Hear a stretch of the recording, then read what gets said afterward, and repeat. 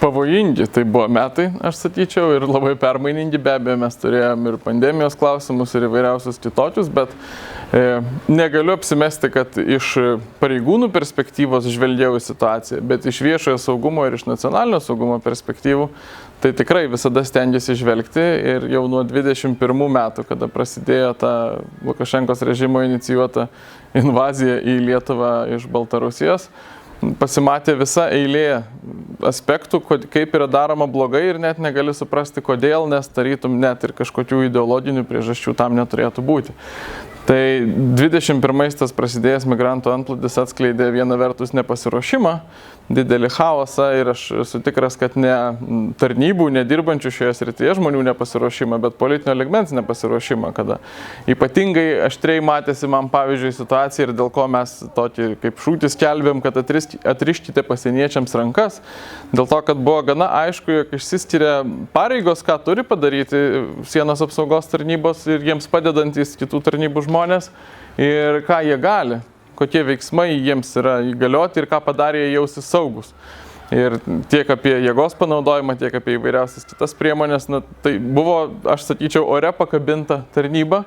Tuos, aš sakyčiau, mažiausiai 3, gal 4 mėnesius 21 metais iki rugpjūčio, kada buvo, iš esmės verčiami, aš taip vadinčiau, verčiami pareigūnai praleisti masiškai plūstančius nelegalus į Lietuvą ir už tai susimokėjom įvairiausiais būdais, viešojo saugumo problemomis, socialiniam įtampom, matėm labai specifinį dalyką, tai yra kaip atsigrėžė prieš savo pačių piliečius, jeigu jie protestavo ir kaip nors rodė nepasitenkinimą valstybę, vadino ten, kad Dieveniškės yra iš esmės nusikaltėlių miestelis arba apie kitus irgi panašiai buvo sakoma. Apskritai, tą taip vadinamą socialinį kontraktą galima sakyti, kad pagraužė kojas jam patirto, nes buvo labai daug melo, buvo labai konkretus pažadai neapgyvendinti šitų žmonių, turiu galvoj nelegalų greta gyvenviečių, priešingai padarė, apgyvendino tiesiai priešais mokyklas ir panašiai. Ir natūralu, kad visą tai kėlė didžiulės įtampas ir visų jų galėjo nebūti. Jeigu būtų buvęs ryžtingas sprendimas nuo pat pradžių taikyti tai, ką galiausiai ir pasirinko taikyti, vadinasi, ką laikė teisingų ir protingų, bet kažkodėl nedaromų dalykų, tai yra tų apgręžimų, kuriuos, ačiū Dievui, šiandien vis dar turim, nes tai praradė visuomenės dėmesį, bet sienos apsaugos tarnybos žmonės tai tikrai žino, kad iki šiol ta galimybė, malonė, kad leista tą daryti, yra naudojamasi ir dėl to mes gyvenam šiandien ramiau. Bet kažkodėl tai nebuvo daroma ir tas kažkodėl mano yra toks ironiškas, nes yra gana aišku, kad tai buvo pasirinkimas tiesiog, tokia vaizdingai supaprastintai kalbant Briuselio nuostatas, kelti aukščiau visuomenės nuostatų ir viešojo saugumo ir nacionalinio saugumo. Nes, gan banalu, kai atvyko už migraciją ir sienų apsaugą atsakinga Europos komisarė, kai jinai pasikalbėjo ten paskutiniam Liepos dienomis ir faktiškai leido, tai tada ir buvo pereita prie politikos, kuri yra tinkama ir priimtina ir teisinga. Tai šitas epizodas buvo baisus, bet dabar kitas dalykas, be abejo, mes turim šiandien jau 3 metus, bet ypatingai 23 metai turbūt buvo lūžio metai vykstančią masinę legalią migraciją, kurios turbūt šiaip žmonės visuomenė nesieja kaip nors su sienos apsaugos tarnybos ir panašia veikla, bet ten irgi yra, jeigu jūs klausimą formuluojat per saugumo iššūkius, tai ten yra didžiulių saugumo iššūkių. Mes matom, kad valstybės saugumo departamento vadovas, kas yra labai šiaip jau reta, viešai sako, kad yra grėsmė, kad nesusitvarkys, kad VSD nesusitvarkys su šito iššūkiu ir kalba apie 1000 dabar jau faktiškai vardintų viešai asmenų konkrečiai iš Baltarusijos, net neturim skaičių iš kitų šalių, bet vien iš Baltarusijos keliančių grėsmę nacionaliniam saugumui. Nėra aišku ir viešai kelti klausimai ir mes patys kėlėm, ar tie žmonės iš tikrųjų yra išsiųsti, nes mes žinom iš užsienio šalių patirties, bet taip neviešai žinom ir iš Lietuvos patirties, kad viena yra paskelbti kažką keliančių grėsmę, visai kas kita yra priimti sprendimą išsiųsti tą žmogų ir dar trečias dalykas yra iš tikro fiziškai išsiųsti tą žmogų. Tai ar tai yra įvykę, aš šiandien nežinau, o jaučiuosi gan neblogai informuotas žmogus. Tai mes gyvenam tokiam neapibrėžtume, kai, gerai dar jeigu ekonominiai interesai, nors dažnai norėtųsi ginčytis, kad ne ekonominiai interesai, o tiesiog kažkoks paprasčiausių sprendimų paieškos yra iškeliamos aukščiau saugumo.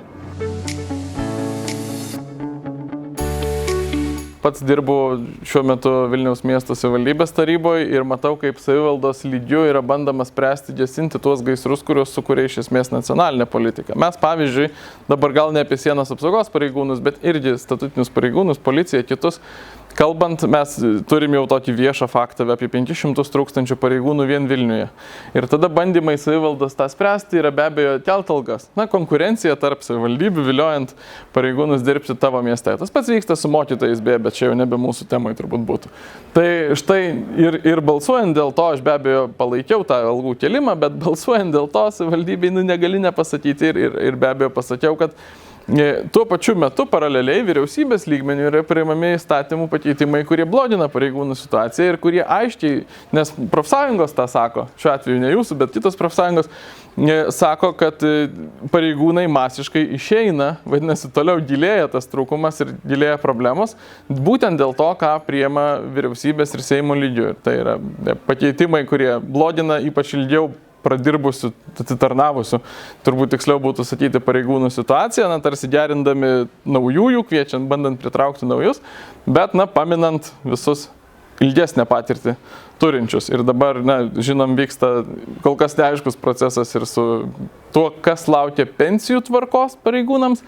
Ir visa tai yra kontekstas, kuriame po to bandai papildomais pinigais užkamšyti visą tą situaciją. Tai yra, vienareikšmiškai blogai, nenuoseklu ir sistemingai nenuoseklu. Tai ką daryti kitaip, jūs paklausėt, ir čia mes turim pereiti tokį principo lygmenių turbūt. Valstybės sienos apsauga turėtų būti prioritetas. Šiandien nėra, mes kalbam apie grėsmės nacionaliniam saugumui, apie galimą invaziją į Lietuvą, nebijokim pavadinti. Šitos kalbos jos visada, drįsčiau gal sakyti taip, prie ligšiolinio krašto apsaugos ministro apskritai likdavo kalbomis, dabar prie naujo krašto apsaugos ministro, kiek tai liečia kariuomenę, jau pavirtę ir veiksmais, bet kiek tai liečia krašto apsaugos tarnybą, tai dar nepavirtę veiksmais. Ta prasme, ji nėra aprūpinama reikalinga technika, ginkluotė, kuri būtų adekvati grėsmė ir iššūkiams ir tai, ko norima iš jos, ar ne? Nes visi suprantam, arba turėtume suprasti, pasienio pareigūnai būtų pirmieji, kurie pasitiktų galimą agresiją prieš Lietuvą, ir dabar tarsi ir palikti likimo valiai. Tai vienas dalykas. Kitas dalykas, be abejo, jeigu kalbam ne apie karinės grėsmės, o apie migrantų invazijos grėsmės, tai dabar tarsi ir yra sukurta teisinė bazė ir yra leista veikti, bet reikėtų, kad tai būtų aiškiai įtvirtinta, nes dabar tarsi toks, mano galva, pakibęs ore tas leidimas, tarsi bet kada gali būti atšauktas. Jeigu čia ta amžina nepaprastoji padėtis baigtųsi, tai gal tada ir galimybės pasieniečiams dirbti savo darbą tuo pačiu baigtųsi. Tai to negali būti. Yra labai keistas dar vienas tendencija, turbūt reiktų tą vadinti, nusistatymas prieš ginklus. Nusistatymas prieš ginklus tiek savigynai civiliams gyventojams, tiek ir pareigūnams galimybę turėti. Mes matom ir dabartinės opozicijos ryškiausių politikų pasisakymus tą pačią kryptim. Ir čia irgi būtina kamšyti spragas, būtina, kad būtų aišku ir nebaisu žmogui, kuris teisėtai legaliai turi ginklą, tiek savigynai, tiek ir tarnyboje juo pasinaudoti. Mano galva, čia yra spragos, kurias būtina užpildyti. Ir tada be abejo tai, ką kalbėjome apie pareigūnų socialinės garantijas, jų statusą apskritai, tai čia, tiesą sakant, truputį keista, reikia atsukti atgal. Tai, kas dabar yra daroma, yra tiesiog gadinama, reikia atsukti atgal. Pagaliau, jeigu ne tiek apie pareigūnus, o apie tą grėsmę legalios masinės migracijos keliamą viešajam ir nacionaliniam saugumui, labai supaprastintai sakant, irgi tos reformos, kurios buvo pradėtos Skvernelio vyriausybėje, pono Surplio ir po to įgavo jau radikalę, tokią nuo kalno riedančią formą Šimonytės vyriausybėje, jas tiesiog reikia apsukti atgal. Nėra taip, kad čia, kai reikalauja sustabdyti masinę imigraciją į Lietuvą ir tą chaosą, nes vėlgi pareigūnai, kurie su to dirba, puikiai žino, koks tai yra chaosas. Ne tik prie sienos yra ieškoma ir stebima, kokiu statusu ir kiek faktiškai atitinka reikalavimus Lietuvoje gyvenančio užsieniečio, faktinė padėtis. Turėtų būti stebima ir, nežinau, Vilniuje, kur čia šiandien kalbamės, ar kitose miestuose, kurie apsigyvena, bet to nėra. Nėra todėl, kad trūksta pareigūnų, trūksta lėšų, dar kažko, bet tų pareigūnų, kiek aš žinau, dar yra planuojama mažinti. Tai, akivaizdžiai vėl trūksta tikrovė nuo tos krypties, kuria eina vyriausybės politika. Tai Lietuva tiesiog turėtų atsisakyti tos dabartinės atvirų sienų politikos. Nepaisant to, kad legali masinė imigracija nėra sprendimas Lietuvai, nei ekonomiškai, nes tai tiesiog yra būdas palaikyti mažomis algomis grįstą ekonomiką. Mes konkuruojam tuo, kad pas mus pigus darbas, tai nėra išeitis. Priešingai, atsisakymas šitos masinės imigracijos būtų esminė paskata verslui, pirmiausia, pramonė judėti link daugiau automatizacijos, investicijų į gamybą ir visus kitus procesus. Ir to reikia, ir ne vienas ekonomistas, kuris drįsta apie tai kalba. Tai čia viena pusė. Demografiškai aš to irgi jokių būdų nelaikau sprendimu, nes masinė imigracija, taip, jinai gali tą faktinį gyventojų skaičių padidinti kiek tik nori, bet ar tai yra tie patys gyventojai? Ta prasme, ar mes norim tiesiog būti šalimi, kurioje yra daug gyventojų, ir norim būti šalimi, kurioje yra daug jos gyventojų, žmonių, kurie ją kūrė ir jai kažką jaučia. Tai šitas dalykas, ir galiausiai tada saugumo aspektas. Patyręs masinę imigraciją, kokią šio pastaruosius 3-4 metus patiria Lietuva, tu faktiškai negali užtikrinti tiek nacionalinio, tiek viešojo saugumo. Mes matom tuos teroro išpuolius visur vakarų Europoje, kurie jau tą yra, išgyvena visų gražumų įvairovę. Lietuvoje to dar nėra, bet prielaidos tam jau yra kuriamos. Nes nėra kažkokių principinių priežasčių manyti, kad jeigu suvažiuoja iš musulmoniškų, kad ir posovietinių, sekuliaresnių šalių žmonės į Lietuvą dešimtimis tūkstančių, tai kad tai neprives prie tokių atvejų, kokius matom, kad ir prieš porą dienų Vokietijoje. Tai visas šitas dalykas, tarytum sakoma, mes atkėlėm vartus, mes vežame čia daugybę žmonių visiškai svetimų mums kultūriškai ir visaip kitaip. Ir geriausiu atveju mes tada galim bandyti užsukti didesnę mašiną, spręsti mūsų pačių sukurtom saugumo problemom. Bet priešingai galima nesukurti šitų problemų ir tada nereiks didesnės mašinos ir nereikės spręsti naujų didesnių iššūkių.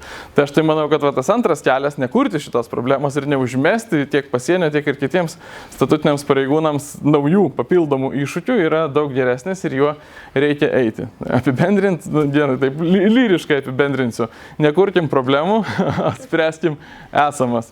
Regis, kad šiandien kol kas einam priešingą kryptim.